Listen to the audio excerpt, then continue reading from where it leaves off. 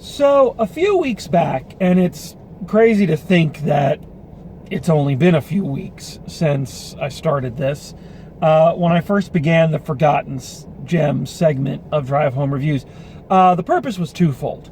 Number one, to keep me from going batty, no pun intended, during this, let's say, stint of extended leisure time. Let's call it that, for just to be nice.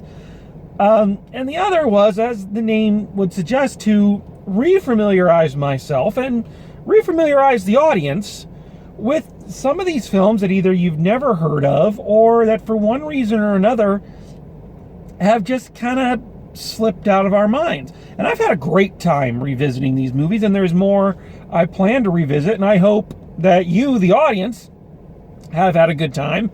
Maybe we've introduced you to some films you hadn't heard of, and maybe refamiliarize yourself with some classics. The reason I bring all this up is because this has proven very beneficial for me, not just going back and looking at the films I have, but realizing there are some holes in my collection that I needed to fill. For instance, this movie that we're talking about today, I didn't own, which is weird for me, and I hadn't seen in years. But a friend of mine had been watching it, she and her girls, and she was talking to me about it, just how much she loved it. It was one of her favorite, childhood movies. And I remember thinking, as she was talking to me, I was like, yeah, that was a fun movie. I haven't seen that movie in a long time. I wonder if it's still a fun movie. And thanks to the magic that is Amazon, I was able to get a hold of it, rewatch it, and I'm happy to say that, yeah, it still is a very fun movie. And of course, the film I'm talking about is Disney's The Three Musketeers from 1993. I feel I have to specify the Disney and the year in this one because there are so many bloody versions of this movie out there. Lord, there are a lot of Three Musketeers out there. And I can say that aside from this version, I have seen a grand total of 0 of them. I have never seen another version of the Three Musketeers in a film format. I've seen a couple play versions. A bunch of friends of mine in college were super into the Three Musketeers. My friend Bubba just loved playing Porthos. So I've seen at least 2 different play versions. But I've never seen any other version of this film either before this or after it, because I know they did a super hyped up steampunk version. The folks who did Resident Evil movies did one a couple years back. And I've never fully read the book. I read about a couple pages when I was in high school, and it was just too much for me at the time. Maybe I should retry it or try it on Audible or something like that. But the point is, when I'm talking about this film, I'm coming at it with no other, baggage, quote unquote. Just kind of like when I reviewed Emma earlier this year. I'm judging it fully on its merit. And I know just from watching it, it's been slightly Disneyfied. It's a thick book, so tons of it have been cut down, chopped out, condensed, merged, whatever. So I have no other frame of reference to judge this movie by, save this movie. So that's all I can do. So when I say this is my favorite version of the Three Musketeers, that's not carrying a whole lot of weight, but to me it is kind of the definitive version. I think it's the most fun. And I think that's the main thing this movie has going for it, is it is what Disney excelled at back in the 90s. A lot of you might not remember this, is that the Disney films in the 90s, especially their live action stuff, was very, very different from what it is now, or what it is even like in the early 2000s. And we're going to talk a little bit more about that going forward. But the key thing is that they were a lot of fun. I think I'm getting ahead of myself. Let's rewind a little bit. So if you aren't familiar with this story, or only familiar with the candy bar, real quick, So the Three Musketeers actually focuses on four musketeers, or three musketeers, and a potential musketeer by the name of D'Artagnan, one of the best names ever, in my opinion. So D'Artagnan is a young man who wants to join the Three Musketeers, or the Musketeers, which are the King of France's personal bodyguards. However, the Musketeers have been disbanded by the evil Cardinal Richelieu, who is looking to assassinate the king and usurp the throne. However, three valiant musketeers, Athos, Porthos, and Aramis, refuse to let that stand, and they're going to become outlaws in order to fulfill their mission of protecting the king. And D'Artagnan joins up with them, and there's intrigue and spies and sword fights and betrayal and romance, and it's just it's a big heaping helping of swashbuckle. And that's another thing that I really dig about this movie, is it is a big throwback to some of the original Three Musketeers movies, the films of Errol Flynn. You know, this is a buckle my swash kind of movie. And what I remember specifically about it, I remember a couple things about it from when it originally came out, when I originally saw it. The first is that, again, Disney had a real knack, and I think they still do with, you can see it in the Marvel films. But I really feel like at that time, in those early 90s, Disney had a way of zoning in on the mental makeup of, I'm sorry, but it's true, of young men, young boys and, pre-teen, early teens like I was when this came out, and really showing them the perfect boyhood example of, this is what an adventure is. This is the adventure you want to have while you're imagining, you pick up a stick and you pretend it's a sword, kind of thing that, kids do, or at least they did. I don't know if they still do this. Because this film just feels like it went right into my brain, found all the exciting things I would want to happen on a rousing adventure, and threw them up on the stage. Like I say, there's a chariot chase, there's sword fighting, a lot of great sword fighting. The sword fighting in this is a lot of fun, and I appreciate the sword fighting now on a higher level than I did when this came out, because I was in junior high school, 93. So I was either in junior high, middle school, can't call it junior high. That's the devil, anyway. And just about to go into high school. I remember I'll talk about that in a second too. So I totally lost my train of thought. Just completely out of my head. But yeah, I loved the sword fighting. That's what I was talking about. So I was preteen, or not preteen, but, early teens and whatnot. Since that time, I've taken stage combat. I know a little bit about fencing. So watching it now, I'm really impressed with the level of fencing that a lot of these guys went through. You can tell there's certain levels for certain people. Chris O'Donnell really was doing his stuff. There's a lot where he's doing all the parries and he's really good. Oliver Platt's just kind of flailing around, but that fits his character. But yeah, it's just a very energetic, very exciting, again, very male, focuses very much on the male mind, the young male zeitgeist, that kind of thing. I keep wanting to use the word zeitgeist. I have no idea why. Excuse me. But yeah, that's one of the main things I remember about this movie, is it borrowed a lot from Robin Hood, Prince of Thieves, which is a movie I will not be covering on this because I don't think it holds up as well. But kind of that high adventure throwback kind of feel with modern sensibilities. The other thing I remember about when this movie came out, and this is not really a point, in its favor or against, just a statement of what is I remember there was a little bit of a hubbub about this, because again, you have to keep in mind this is a Disney movie, and they put that right at the front. Walt Disney Pictures presents. But I remember there being quite a bit of hubbub about how sexual this movie is. Now, keep in mind, yeah, by modern standards, not at all.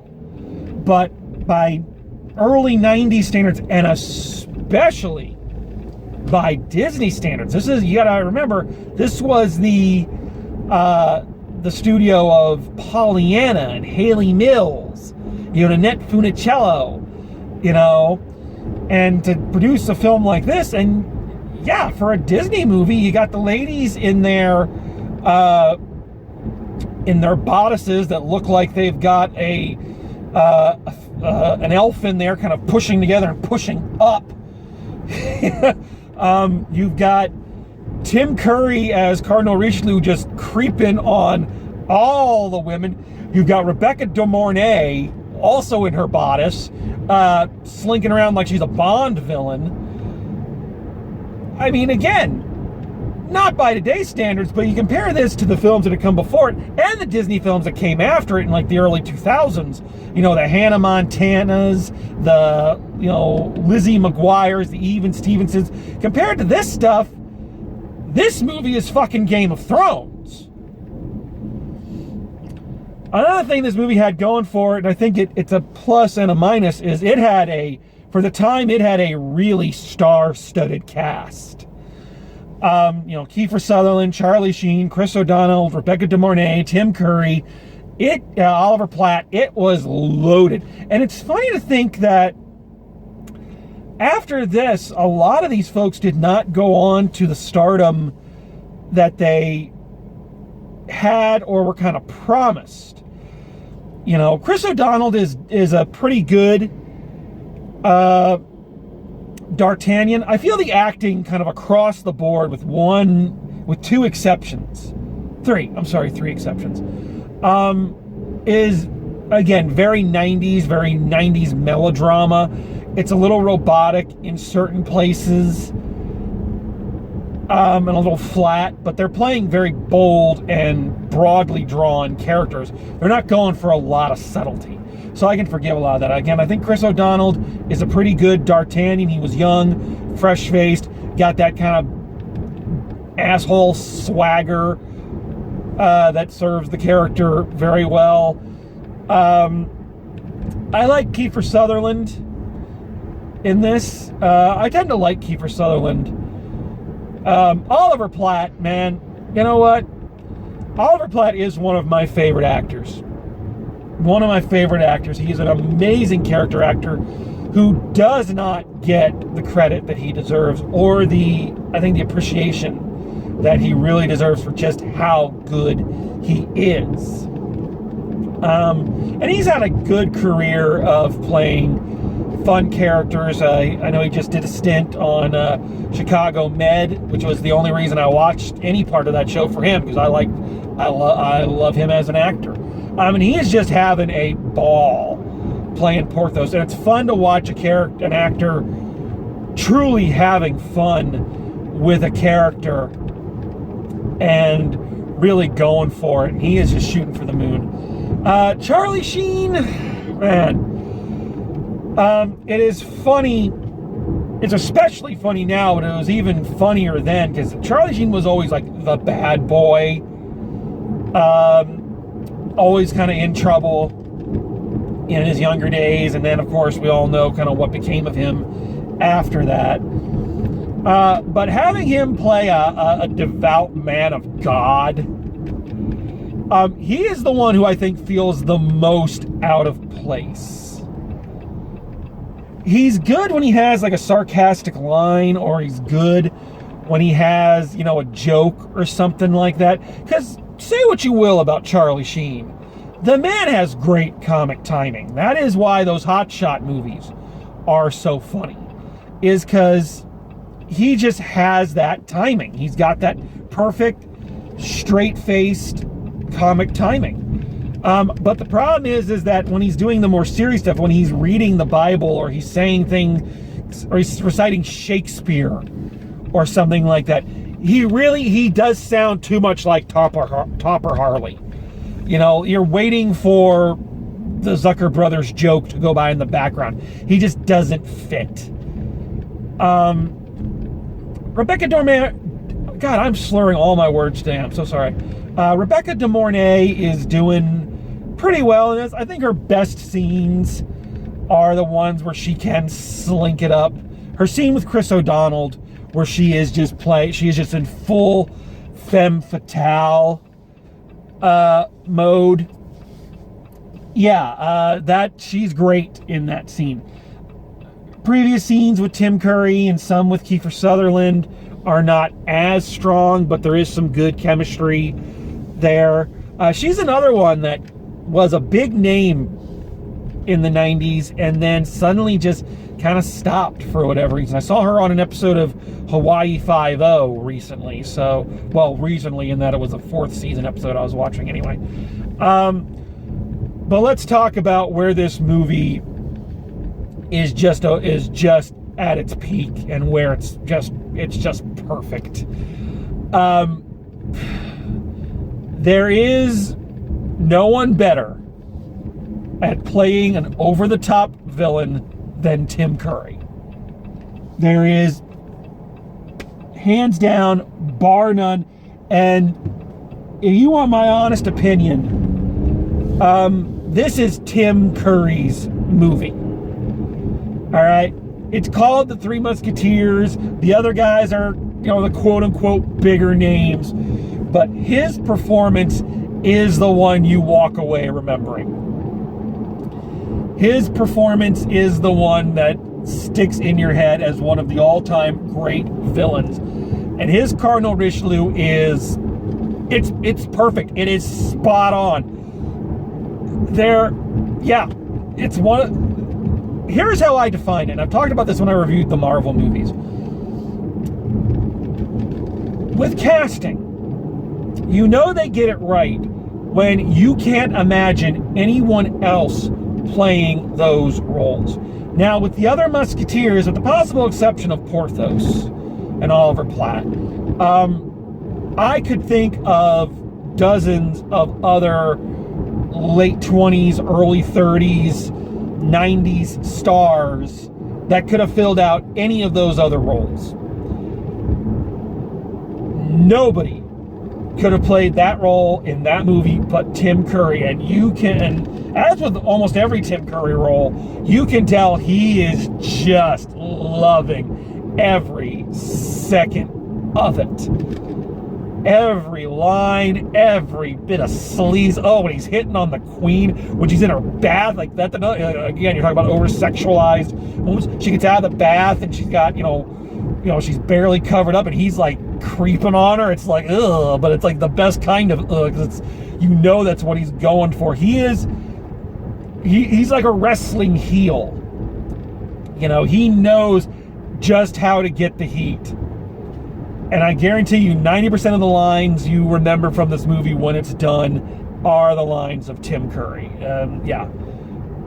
Nothing but praise and love for Tim Curry. But who also deserves some praise in this?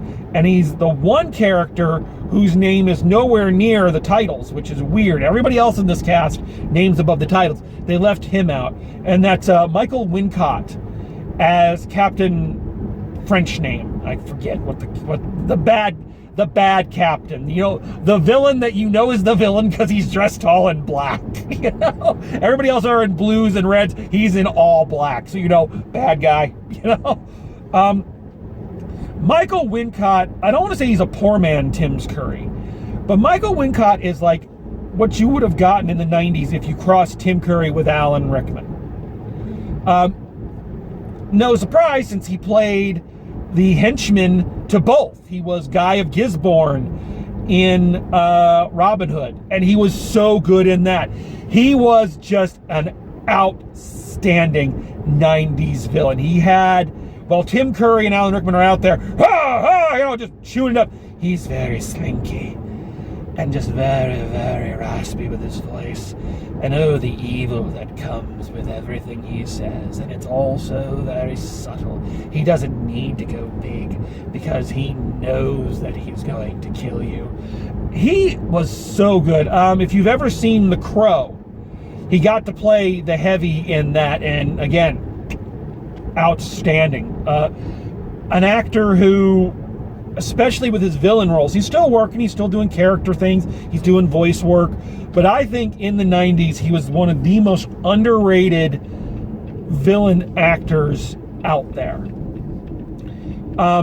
Bit of a sidebar, but I always thought, back when the X-Men movies were starting up, you know, I always felt there wouldn't have been anyone better suited to playing Mr. Sinister than him. And I don't know what he's, you know, I haven't seen him in anything really recently, so I don't know if he's still got that great villainness about him. But back then, yeah, he would have been a flawless Mr. Sinister. And he's really good here. He is just a great henchman. Worthy, again, I make the Bond comparisons with Rebecca De Mornay, and I'll make it again with him. He is worthy of being a Bond henchman. He's that fucking good. So yeah, just big time fun with this film. I've already covered some of the is this movie perfect, and I think where the movie falters is, again, some of the acting is a little off. I think Charlie Sheen is a bit miscast. But these aren't deal breakers. It's still a really heart-pounding adventure, swashbuckling. Yeah, just love everything about it. And lo and behold, what does this movie have? It has a 90s power ballad.